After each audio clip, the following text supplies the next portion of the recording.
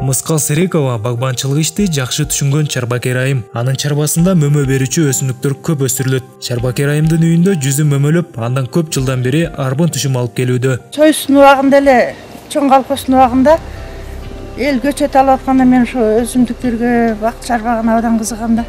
Ошондо чалыма суранып отуруп, жүзүм алдыртканда көчөт алып келип берчи мага дагы.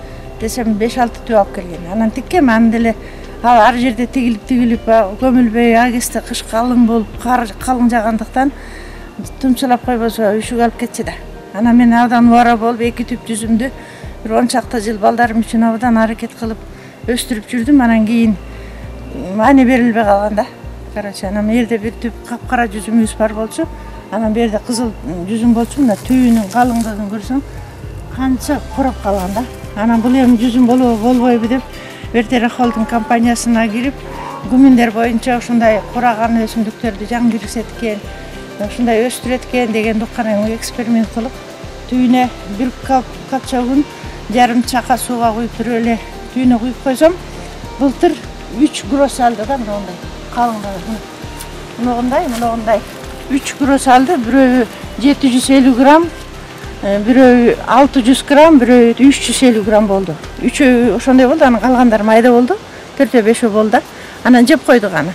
Анан эми сону болот экен деп, быйыл жерде жастан баштап буга 2 жолу көмөн бердим. Гүлдөр мезгилде бир бердим, жалбырактарына чейин чачыратып бердим. Экинчисинде дагы түйүлүп калган убакта сүйрүү болуп эле тура берди да. Анан буга дагы бериш керек экен. Анан түйүнө деле подкормка берем, токтукун, көбүчкөнүн кыктарын берем.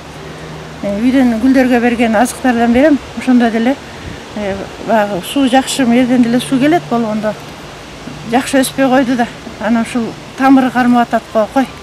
Дагы берип көрөйүнчү деп туруп өгүнү 1 ай мурун дагы берип койсом, булардын баары сүйрүү болуп турган. Мына эми баш сайып кыпкызыл болуп, мынакей. Бышып баштады, кызыл жүзүмдө булар эми. Бирөөстөр ушундай эми неберем санап тур 60га жакын деди. Анан эми гүлдөп да жатат кайра башында.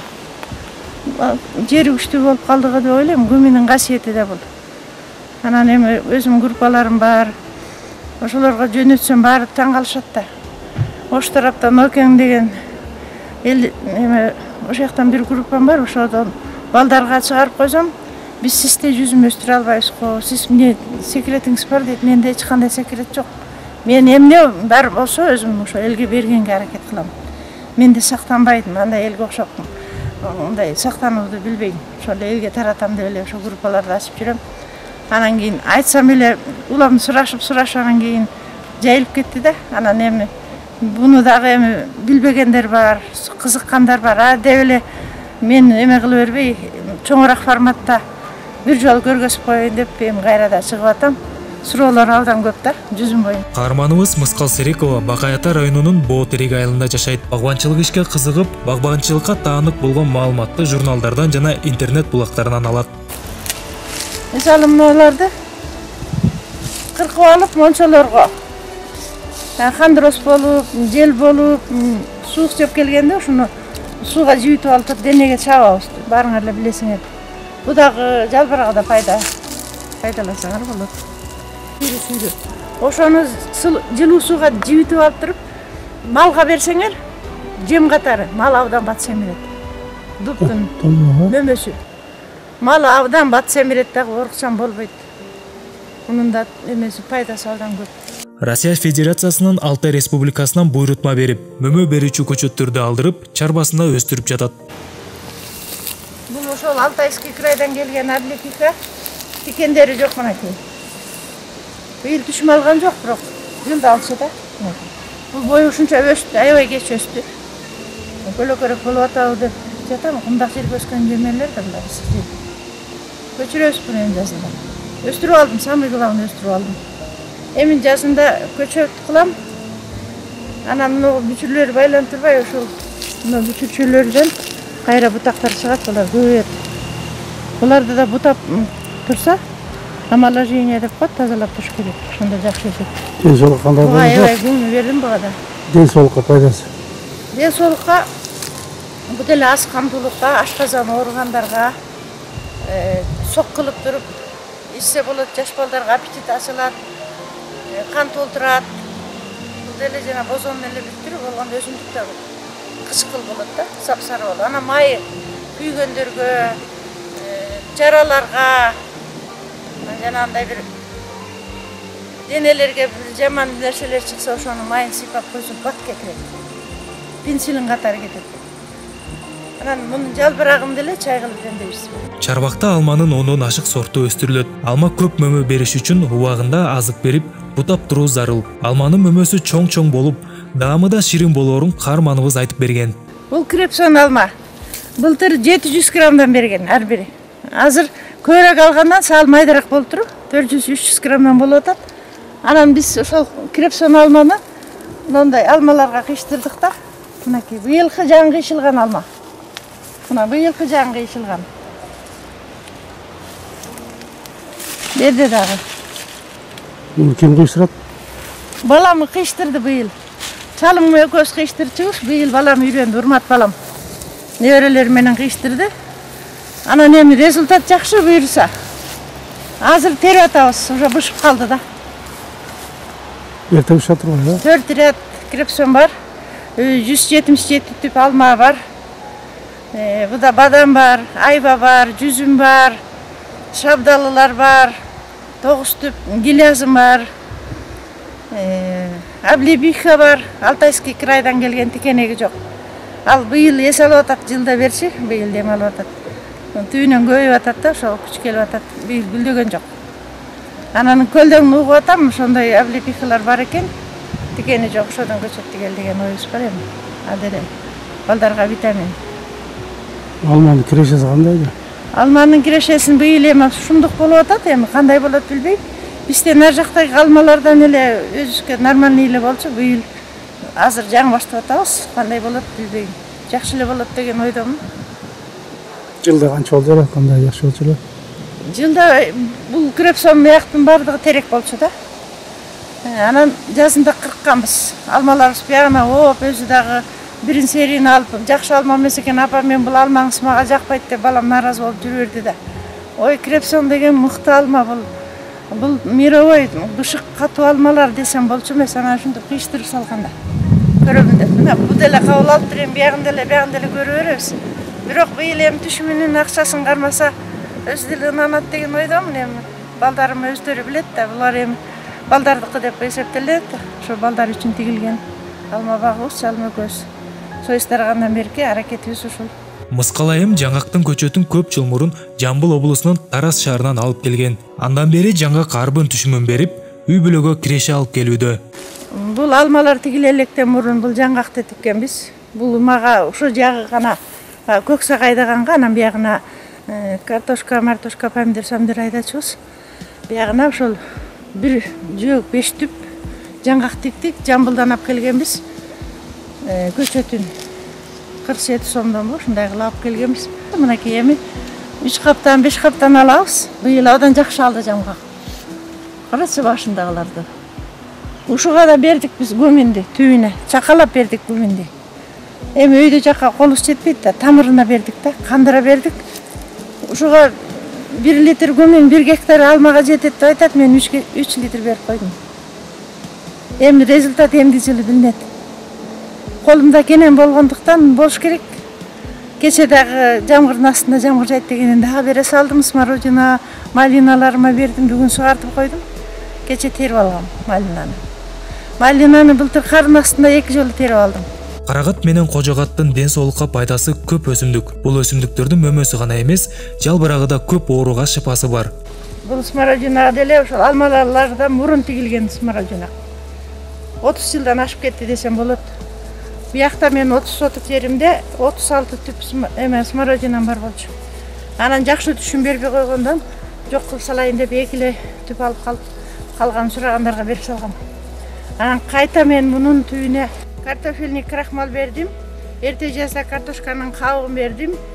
Түбүнө көмүп койгом. Анан гүмүн бердим. Карагаттын тиккенине ошо алма жок убакта тигилген бул. Көп жылдык карагат. Мындай азыр редкий карагаттар да.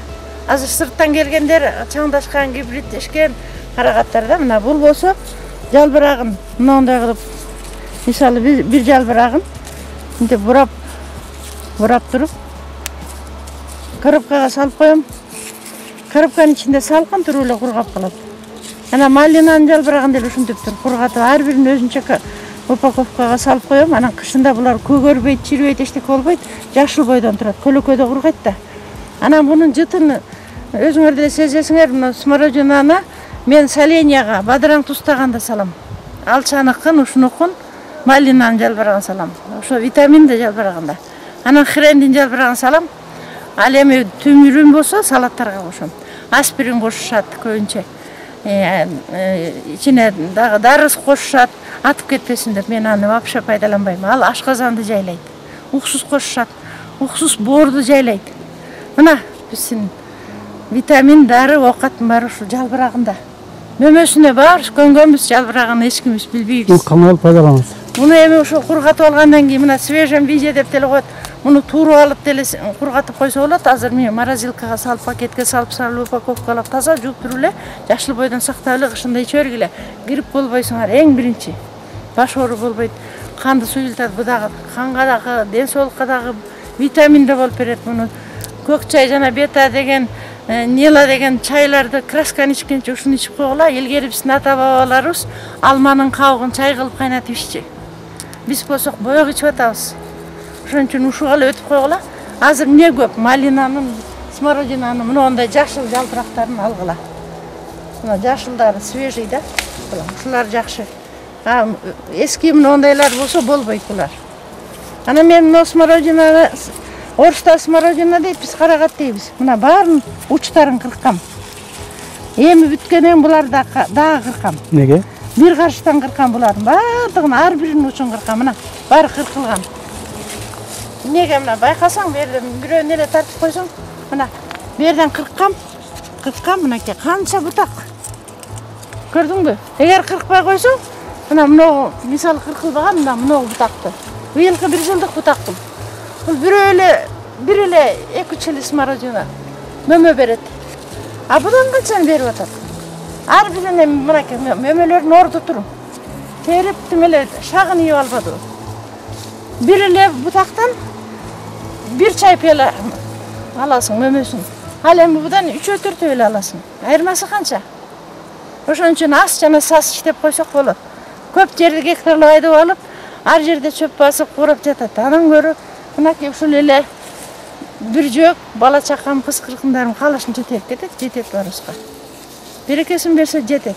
Чарбакер Мыскал Серекова жаздын камын күзүндө көрүп, күз айында жерин айдап, сугарып, тиешелүү азыктарды берип, эртелеп даярдыктарды көрүп баштайт. Май айына чейинки берген малинадан бирөө калган жок. Анткени гүлдөп бүтүп түшүмү түгөндү да. Ошондо июндун этегинде бүт тазалап чыктым. Мына арасында жаңы чыккандарын да алып салдым, слабый побегтерин. Ал күзгө чейин жетилбейт. Бул быйылкы чыккан бутактар мына түшүм берип атат. Силер эрте жаз эле түйүнөн кыркып, же жазында же күзүндө кыркып саласыңар. Ал 1 жылда 1 эле жолу гүлдейт. А меники күзгө чейин берет. Мынакей результатын көргүлө. Мына бул кайра дагы гүлдейт эми. Бул эми сугарып койдук. Кайра дагы гүлдөп берип атат. Бу дагы гүлдөйүн деп туруп. Кар жаганда 2 жол терип алган булду. Мына азыр бүгүн сугарып атабыз. Сууктан коркпойт экен. Буга да көмөндө 2 жол бердик. Шүмдөр ушундай болуп калды эми, гүлдөп атат. Кече 1 шара терип кеткен ошол жерден. Кайнатып азыр чай менен иштейт. Чоңдугу чоң болот. Азыр Мында ден соолукка пайдасы кандай же? Эми бунун пайдасы мынакей мен жана айтып аткан малинанын мына азыркы мына жалбырактар пайдалуу. Мына мыналар. Бул болбойт. Бу да поврежденный. Мындай свежий, жашыл. Ушуларды кургатып алсак болот. Мындай кылып таптап алсак да болот. Скручивание деп айтылат. Мындай. Оролгон, Бир жалбыракты интип чылымдай кылып, сигареттей кылып курап туруп, кургатып койсо ичинен аба кирип, бат кургайт экен. Ошойдон калып калат экен, жашыл бойдон. Күнгө коюганга болбойт. Көлөкө жерде эле коробканын ичинде кургайт.